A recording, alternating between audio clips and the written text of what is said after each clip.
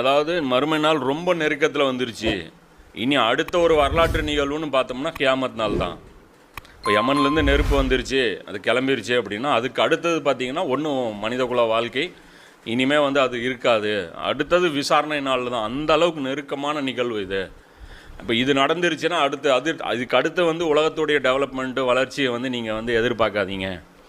அடுத்து வந்து மறுமை நாள் தான் முடிவு பண்ணிக்கிங்க அப்படிங்கிறது மாதிரி.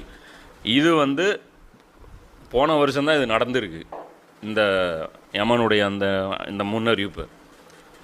இது வந்து பார்த்திங்கன்னா ஃபஸ்ட்டு இந்த முன்னறிவிப்பு வந்து நல்லா டீட்டெயிலாக விளங்கிக்கணும். நம்ம ஃபஸ்ட்டு விஷயம் மஹஷருங்கிறது எப்படி நடக்கும்னு குரான் வந்து பேசுது. 39 அத்தியாயத்தில் 68 வசனத்தில் அல்லாஹ் சொல்கிறான், மேலும் அந்நாளில் சூர் ஊதப்படும், அப்போது வானங்களிலும் பூமியில் உள்ள அனைவரும் மடிந்து வீழ்ந்து விடுவார்கள். இப்போ வானம் பூமியில் இருக்கிற எல்லாருமே செத்துருவாங்க. ஒரே சூர் தான், எல்லாரும்